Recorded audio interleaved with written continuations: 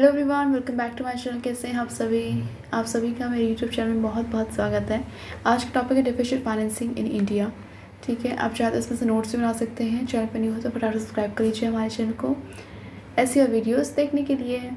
और साथ साथ अगर आप चाहते हैं किसी पर्टिकुलर टॉपिक के ऊपर वीडियो बनाओ तो आप मुझे कमेंट बॉक्स में भी बता सकते हैं। चलिए स्टार्ट करते हैं आज का टॉपिक। डिफिशिएंट फाइनेंसिंग से हम क्या समझते हैं। पहले तो मैं शॉर्ट और सिंपल लैंग्वेज में बता देती हूँ। बुकिश लैंग्वेज में हो सकता है कि किसी को समझ में आए और किसी को समझ में ना आए। तो उसका मतलब होता है ऐसी प्रैक्टिस इन विच गवर्नमेंट जो होती है वो स्पेंड करती है more money than it receive as revenue. मतलब कि मान लीजिए कि एक इंडिविजुअल के तौर पर ले लेते हैं, फिर आप गवर्नमेंट के तौर पर आप समझ लेना। ठीक है, जैसे मैं हूँ, अब मेरी जो इनकम है वो मान लीजिए कि 50,000 है, लेकिन मैं खर्चा कितना करती हूँ, लाख का। हाँ ठीक है, 1 लाख का खर्चा करती हूँ, लेकिन इनकम मेरी 50,000 ही है। तो इसका मतलब यही हुआ कि मेरे जो रिसीव है एज ए रेवेन्यू वो क्या है, कम है, लेकिन मेरा जो खर्चा है वो ज़्यादा है। तो इस टाइप की सिचुएशन आती है तो डिफिशिएंट फाइनेंसिंग की सिचुएशन हम इसे कहते हैं। इसमें क्या होता है, डिफरेंस आ जाता है। डिफरेंस क्यों आएगा, क्योंकि खर्चे ज़्यादा हैं और पैसा कम है, रेवेन्यू इनकम, ठीक है, जैसे आप कहते हैं वो कम है। तो practice in which government spend करती है ज़्यादा income than it receive as revenue, difference being made. इस टाइम पे क्या होता है, डिफरेंस आ जाता है अपॉन बोरिंग और मिंटिंग ऑन न्यू फंड। फिर इस टाइम पर हमें करना पड़ता है, अब ज़्यादा खर्चा अगर आप मान लीजिए कहीं खर्चा करके आ गए तो आप उसको वापस भी तो देंगे ही। तो वापस के लिए क्या करते हैं आप लोग, या तो बोरो करते हैं, किससे उधार मांगेंगे, या फिर क्या करेंगे, नई जो फंड है, ठीक है, नई जो करेंसी है उसे क्या करेंगे, प्रिंट करेंगे।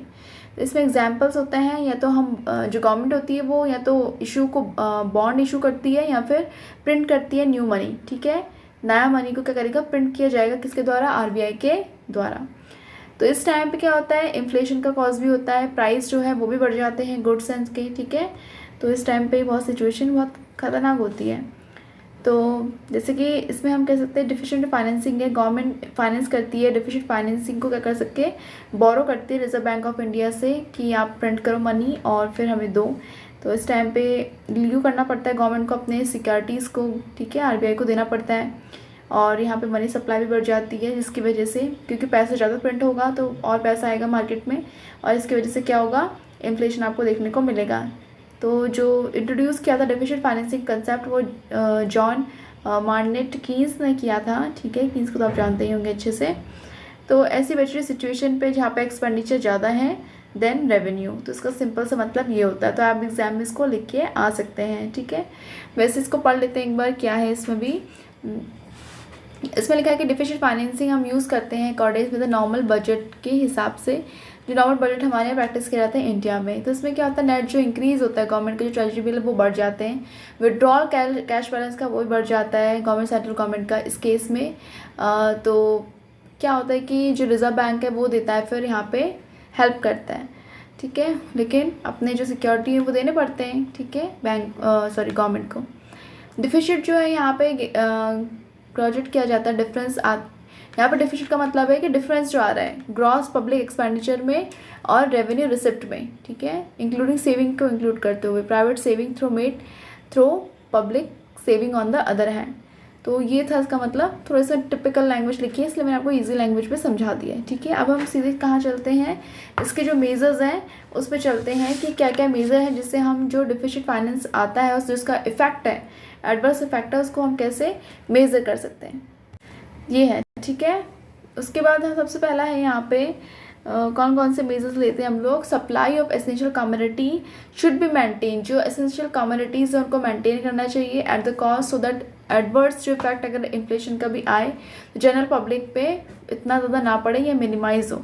ठीक है, एसेंशियल कम्युनिटीज़ कौन सी होती है, जो हम डेली मर्रा में चीज़ें लेते हैं, उन सब में अगर सप्लाई इफेक्ट देखने को मिले इन्फ्लेशन का, तो इन सब चीज़ों में ना देखने को मिले या कम देखने को मिले, ऐसा एडवर्स मेजर करना चाहिए जिससे कम इफेक्ट पड़े इन सब चीज़ों में।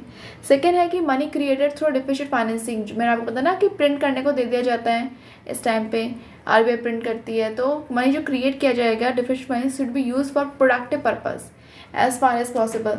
तो उस जो मनी को प्रिंट किया जा रहा है उसे प्रोडक्टिव पर्पस में लगाना चाहिए ताकि उससे और रेवेन्यू जनरेट हो। ठीक है, थर्ड है कि मोर रिसिप्ट शुड बी रेज, ज़्यादा से ज़्यादा रिसिप्ट को रेज करने चाहिए, either bye additional tax revenue लगा के या फिर raising net return from the goods, जो भी नेट रिटर्न आता है गुड्स से सर्विसेज से सोल्ड बाय द गवर्नमेंट, और increasing government draft on domestic saving, या फिर रेज करके डोमेस्टिक लोन्स को, तो इन सबसे जो रिसिप्ट आता है उसको रेज करना चाहिए।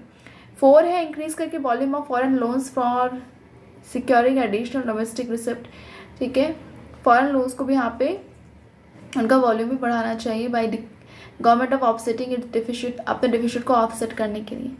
5th है इफेक्टिव रिस्ट्रिक्शंस लगाने चाहिए बैंक क्रेडिट में, ठीक है, ताकि लोग ज़्यादा क्रेडिट ना ले पाएँ, इसीलिए रिस्ट्रिक्शन लगा सकते हैं।